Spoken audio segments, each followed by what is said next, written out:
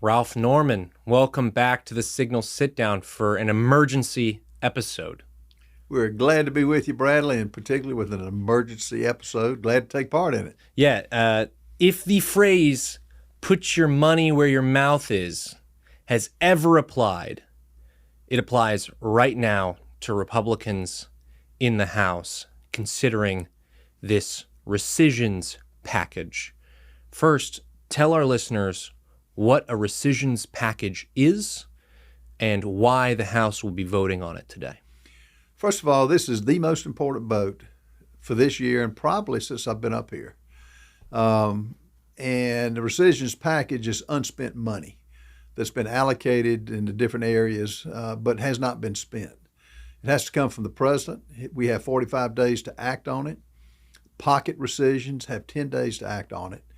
And if there's ever a time for all Republicans to vote for this, it's now. Any Republican, Bradley, who does not vote for this, and we've got a close margin. I mean, the reconciliation only passed 215 to 214. No Democrats voted for it, none. And they'll do the same now. As Hakeem Jeffries said, it's an attack on Big Bird. What does he not get? That the fact that America is at a fiscal cliff. Why are the bond markets affected by what we do? We have got to get serious on our debt situation. We've got a math problem, pure and simple. And the $9.4 billion that's part of this package is just a test run to see if we can do what we campaign on. You know, you have all kinds of Republicans campaign on conservatism. That's the bedrock of our core beliefs for the Republican Party, supposedly. Now we're going to put it to the test. Should we be spending $6 million for voter registration in Mexico, or should we be spending $1 million for Sesame Street in Iraq, or the millions that go for Palestinian education? No.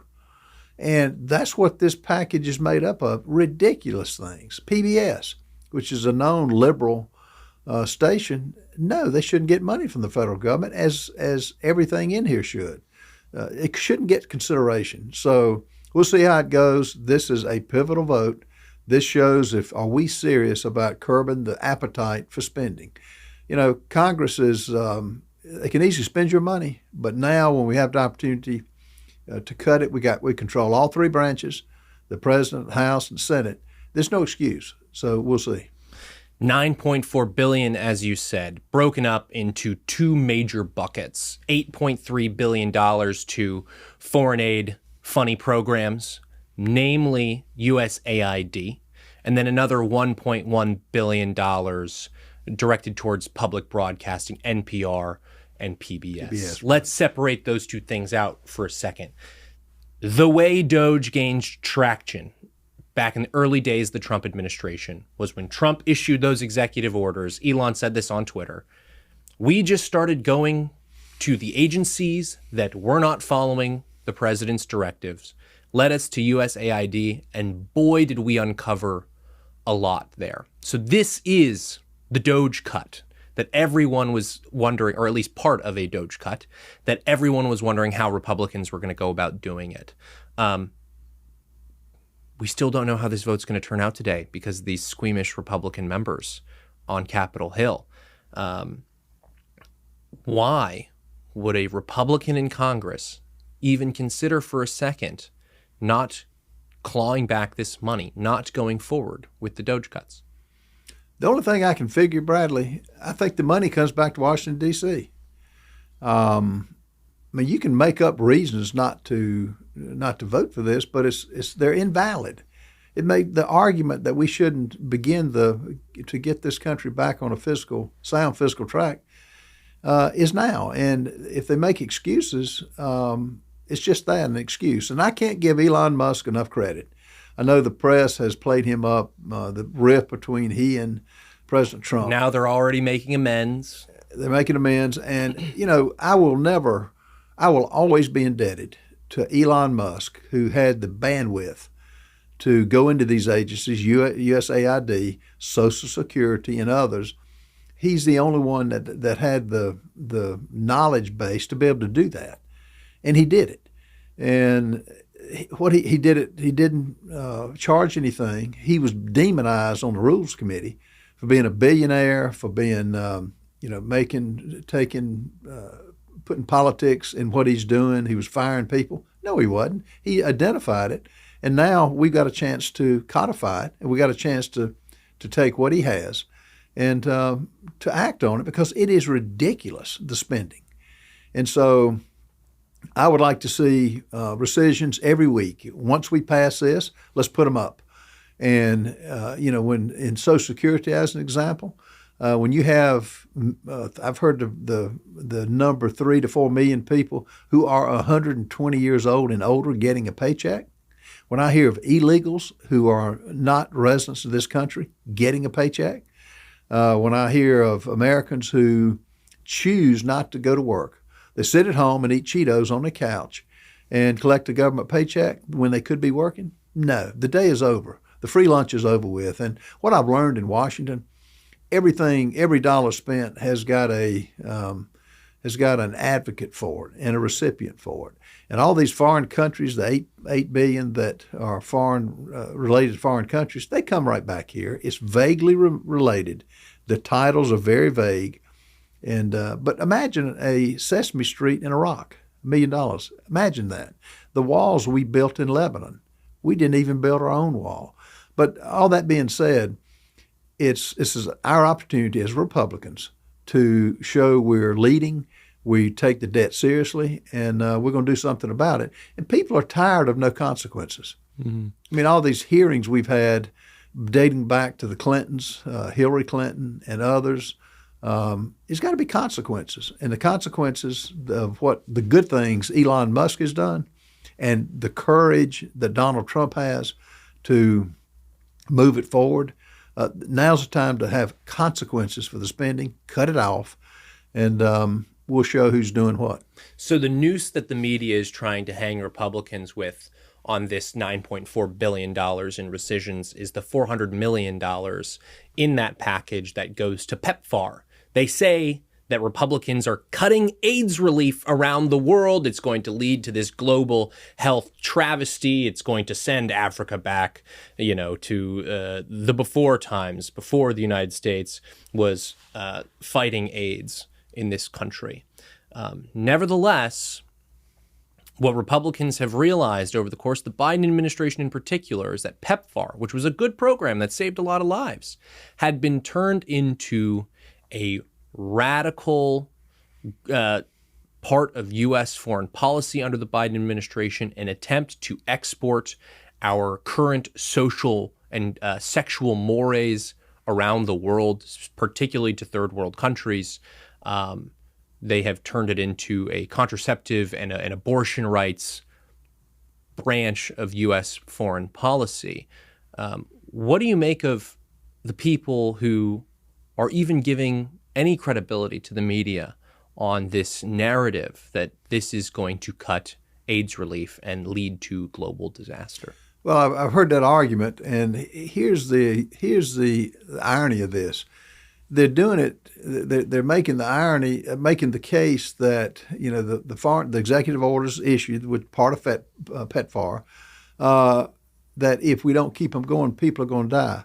What about Americans? This is money we don't have. We're borrowing money. When is it going to sink in that this is money we don't have? We put America first, not foreign countries. And the Biden administration and the Obama administration used it as a political arm to use their left-wing ideology and spread it in other countries. And this is so simple to me. I don't understand the logic. And I heard it in Hour's debate in the Rules Committee, where they mentioned the same things you mentioned: AIDS patients dying, all the diseases that are affecting other countries. Well, I'm worried about America. And really quickly, I mean, when you guys in Congress allocate $1 in foreign aid to this PEPFAR program, for example, what percentage of that dollar, 60%, 50%, 40%, is actually making it to helping people on the ground? Say less than 20%. Less than 20%. Yes. Okay. So where does that 80 cents go? You said a lot of it probably returns back to Washington. And this is because there's a bunch of NGO middlemen. And this is an attempt to cut out those middlemen. I mean, why are these NGO middlemen so corrupting, not only for these foreign countries, but also for our own? The NGOs are corrupting is because they hadn't been held accountable. When I went to the border a few years ago and saw the food stacked up, the medicine stacked up, saw the illegals getting with a placard, getting on the airplane that when I flew back, they just hadn't been held accountable. But neither has so many agencies that couldn't pass an audit, namely the DOD. Now, why should why are the taxpayers being left holding the bag on this? Every agency ought to be accountable and ought to be able to pass an audit. And if they don't, then let's cut their funding. And all this, the 9.4 is cutting funding where it should have been cut a long time ago. So I hope this will send a message to the American people in a good way that we're going to pass this, that there's more to come. Because really, our reconciliation package, if we pass it by July 4th, that's a teardrop in the ocean. $32 trillion is real. $38 trillion is real. It's name me one agency in government, from Social Security, Highway Trust Fund, Medicaid, Medicare, that are not running out of money. So it's not like this is a figment of our imagination. It's a math problem. So, they can't make the case rationally when the Democrats, and we will have no votes today from Democrats supporting this.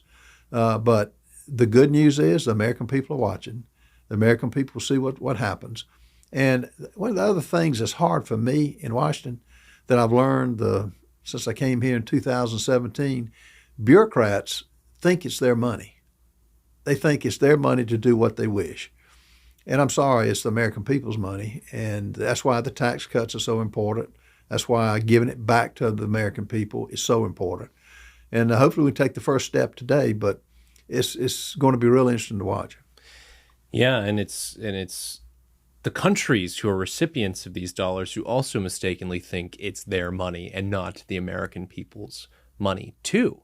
I think a good example of this is the Zambia example, where millions of dollars went to Zambia to provide contraceptives and healthcare products, et cetera, et cetera. Zambia took that aid and then resold it in their pharmacies to raise government revenues. And get this, Bradley, roll that back. And people ask me all the time, well, how does it come back to Washington? Well, let's take the contraceptives that we're giving away. Somebody paid a price for that. I mean, the producers of the contraceptives got paid. And you say in Zambia they resold it. Mm-hmm. If you really think about that, that's a travesty. Now, the makers of the different products make a lot of money on it. Mm-hmm. I never could understand the fisheries. When I first got here, they had some millions of dollars going to different countries to study the fish habitat. All that's telling me is the Americans are getting money somewhere down the line to advocate for that study, mm-hmm. and are getting paid big dollars. And so, I'm so indebted to Elon Musk for identifying this, and if they asked me and asked a lot of the politicians, elected officials, why haven't you not discovered this? You couldn't get into agencies. The bureaucracy has held it tight. Mm-hmm. That's the beauty and the blessing that we have now. And, this has got to be done to every agency. And if you can't pass an audit, then you should not be funded. Mm-hmm. I think you'll hear this argument trotted out by foreign policy liberals, by people of the left, that, we're abandoning U.S. soft power. We can essentially buy the goodwill of these foreign countries. Meanwhile, these foreign countries turn around, take our aid, say, thank you very much. We're going to do what we want with it, which is sell it against the United States' wishes and earning money for ourselves. Now, I think a lot of conservatives are maligned when they talk about soft power because we see the president using soft power all the time. We see him using the press. We see him using trade policies and trade negotiations as a form of soft power as compared to hard military power. And so how do you respond to this argument that this is the U.S. abandoning the world? We need this soft power to essentially buy these countries off. I mean, what do you say in response when your Democratic colleagues say this to you? when they say that we're abandoning our country, our foreign countries, the foreign countries. They always say, oh, it's our allies, it's our friends overseas. But in reality, these are either client states or they are states that we're trying to buy the goodwill of, right? Yeah. And define goodwill. Yeah. Define for me goodwill and what we get out of that. It's beyond goodwill. Look at NATO. We have funded for a good while 32% of NATO. No, let the other countries fund their fair share. The $320 million that we've given to the WHO, which is controlled by China, which has orchestrated the coronavirus, as has been shown. So it's just empty words, and I don't know whether these people live in a never land. They ought to, a politician ought to have made money and lost money and had to make decisions based on not just a good speech, but based on what's the backbone of this country, which is entrepreneurship, going to work, producing a product. And these fake politicians who wear these fancy suits are advocating for policies that just don't work. And the fact that 77 million people showed up and said, no, we don't buy your giveaway products. We don't buy your 20 million illegals here that were only allowed to have a base for the Democrat Party. Enough is enough. So it's empty words. I hear it all the time in rules. We spend an average of 4 hours. And to hear them say the things that they say just don't make sense. Look at the riots now. They're taking the side of the criminals. Mm-hmm. And these peaceful riots, if it's peaceful, why are cars burning? Why are buildings, the glass being knocked out?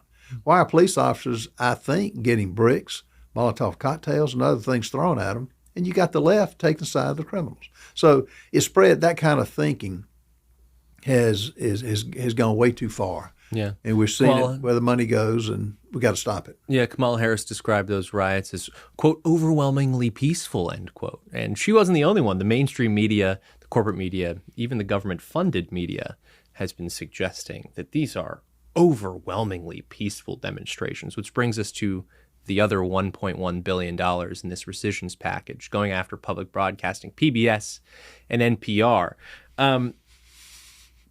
Catherine Marr, who runs NPR, the CEO of NPR, she's been in front of Congress a few times. I mean, she's a real peach, right? I mean, these are people that deserve $535 million every year from the American taxpayer, right? Yeah, let her back that up. I mean, why do they deserve it? It's like Politico getting the funding that was identified in DOGE. No. Competition is what made this country great, not government subsidies. Government doesn't produce anything. They take from us, but they don't produce anything. And their belief is that they're owed that. Why? Explain to me. Why? If they run a successful radio station like so many in this country are doing, they compete. It's because of the quality of the content. How did Rush Limbaugh, how many government subsidies did he get? Right. No, he had a product. He told the truth. And as he was recognized by President Trump in his first administration, he did a great service for the country. The Mars are not doing a service for the country. PBS is not doing a service for the country. They're a closed system that only allows the wokeness and the left-wing ideology that's sinking this country. And so, but it's up to us now, since we control three branches of Congress, President, we got a chance to make a difference. When will we have another chance that the Senate we can get things done with 50% plus one, not the 60-vote filibuster? We won't have it again, maybe. I hope we will, but it's an interesting time in this country, and it's time to, I would just say, for the American people to watch no further than this afternoon on the vote at 3:15. Mm-hmm. And I mean, Ralph, call me a fascist, but I think if the state is going to have state-run media, it doesn't make any sense for that state-run media to constantly question the justness of the existence of America in the first place. It's just rampant anti-Americanism everywhere you look on NPR and public broadcasting, PBS, etc. We've had several members of Congress in this past week tell us that the legitimacy of Republicans in Congress are on the line with this rescissions package. I think Rand Paul, Mark Harris told our George Caldwell that, there's a lot riding on this vote today. Rand Paul has told members of the media, if you're a Republican and you can't cut $9.4 billion, pack it up and go home, get the heck out of Washington, D.C. We opened this episode by saying this is now or never. Put your money where your mouth is on this stuff. I mean, why is the stakes so high here? Because it represents a philosophy that if you're serious about the financial health of America, now's the time to start. Is it small? And Rand Paul's right, $9.4 trillion? 9.4 billion, that's nothing. That's, as I classified, a teardrop in the ocean. Mm-hmm. And if we can't do this on the most egregious spending, then there's really no hope. But I think there is hope. And as Americans view this vote, I hope they will hold those accountable who, if they do, vote no, because there is absolutely no excuse. And this is supposed to lay the groundwork for future rescissions packages. So this is just part one in a X many part saga. You said you wanted rescissions packages every week if the White House can get it to you. I want them every week, and let's put them before the American people. Anybody that's 120 years old that's getting a paycheck, I think let's cut it. Anybody that maybe does not want to lift a finger to go to work and have some dignity for themselves, they don't get a check. Let's see how not paying, letting the government fund it, affects this country in such a positive way. If we're able to do this, and I think we will, and if we're able to come forward with more, this is egregious, but I've heard some other things that amount to a lot more money that could get us into, instead of $9.4 billion, get us into the hundreds of billions of dollars. And what better time to start now? Mm-hmm. We've got the opportunity to do it. And this, as you mentioned before, it's a majority vote in the House as usual, but it's also not filibuster in the Senate. Correct. It's only 51 votes in the Senate to get this thing across the line. And so as this goes to the Senate, we're going to still have to keep applying pressure to make sure that Congress is acting on the cuts that it has promised the American people. That they promised on, they got elected on, and let's put it into action. And if not, you need to go home. And I think the American people will make that happen. But there's been also a lot of talk about pocket rescissions. You mentioned pocket rescissions earlier. Russ Vogt over at OMB, your former colleague Dan Bishop, who I miss seeing around the halls of Congress, but knowing that he's over on Pennsylvania Avenue makes me happy. But pocket rescissions, what are they? What do you think that's going to entail by the end of this fiscal year? Well, pocket rescissions have a 10-day time frame to act on them. The ones that we're voting on this afternoon have a 45-day timeline that when the president presents it. And it's more of the same. I mean, the idiocy of what will be put up, that we're spending the taxpayers' money, we ought to be able to do it quickly. 10 days is really too long. Let's put them forward, and whether it's pocket rescissions or the 45 days if needed on the regular rescissions, let's do it. And Russ Vogt and Dan Bishop, we owe them a debt of gratitude because they're doing the hard work, the details to make sure this thing works with the reconciliation, make sure it passes the Byrd rule, make sure that it stands up, and I have confidence that that's going to happen. Mm-hmm. Changes will be made there, but they're really the only change that needs to be made on rescissions. Let's add to it. Yeah, and let's say I'm a member of Congress, Congressman Bradley Devlin, and I'm a coward. I'm a squish.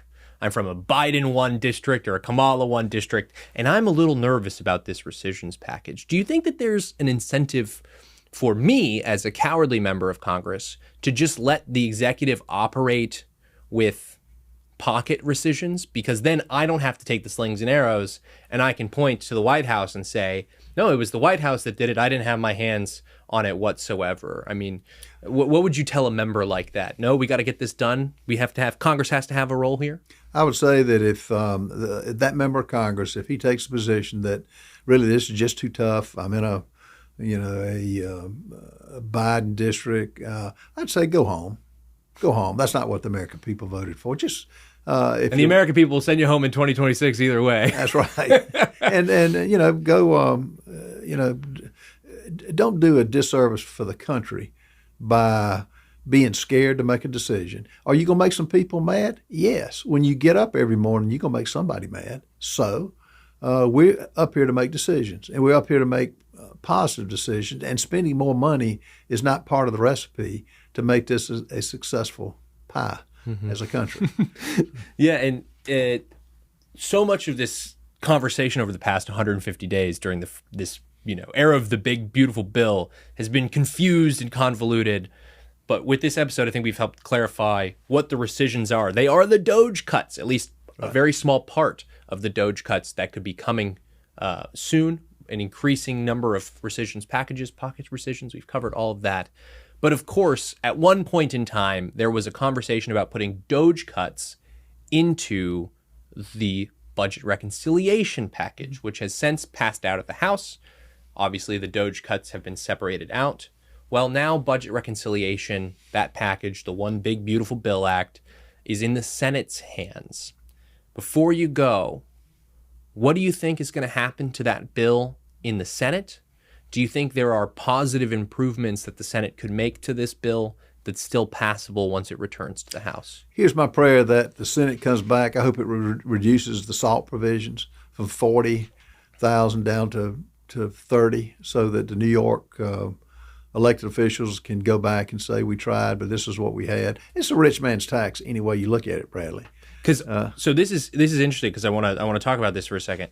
A rich man's tax, because since Trump and TCJA increased the standard deduction so much, only about a tenth of the American people itemize their deductions now. Right. And SALT is only a deduction that you can take when you itemize. When you itemize, it is state and local taxes, property taxes. And in response to Newsom on Twitter has published a video, given what everything going on in LA, the LA riots.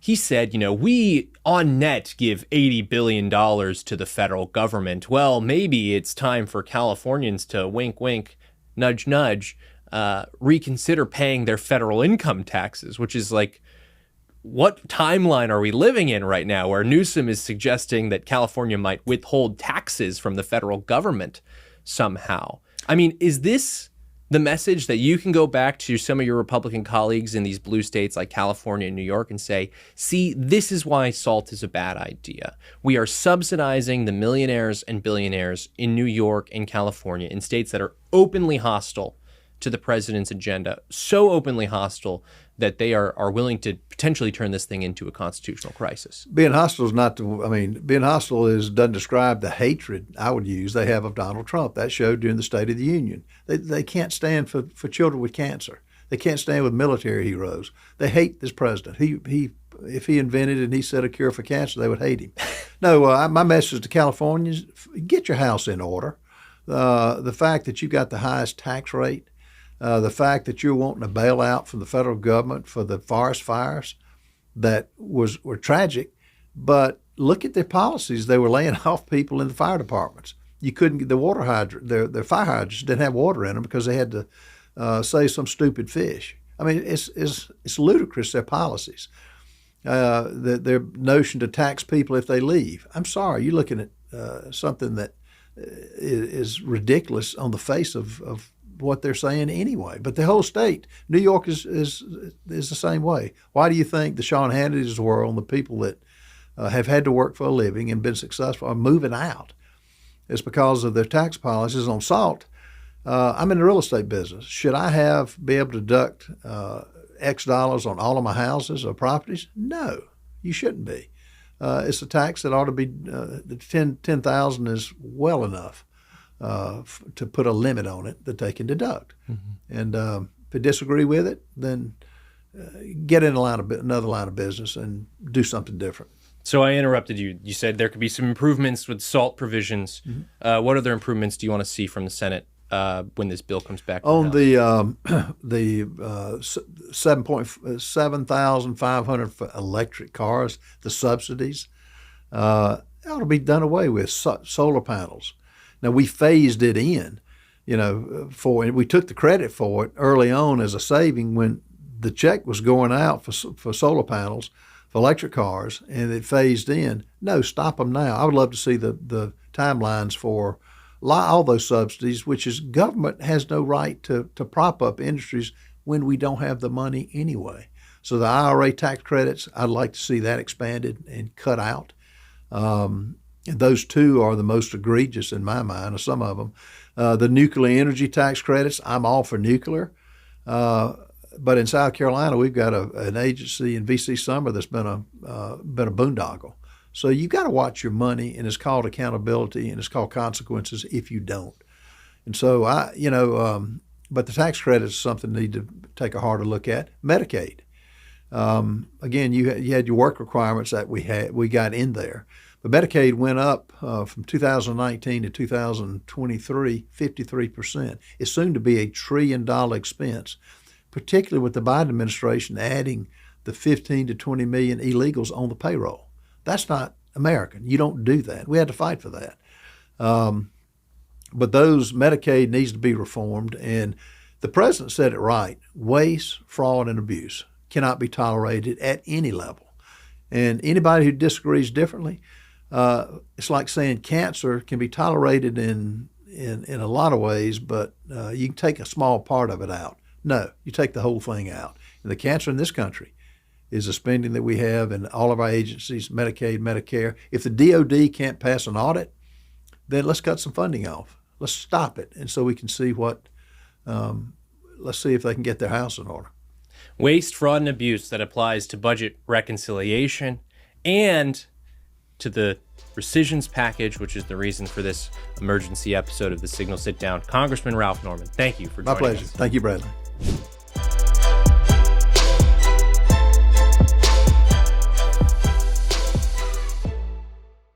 Thank you so much for tuning into the Signal Sit Down. Before you go, be sure to hit like and subscribe on YouTube, Spotify, or wherever you may be joining us. And please remember to give us a 5-star review. We not only love your feedback, but it really does help the show. Remember, it's your government, and together we'll expose how it really works. See you next time.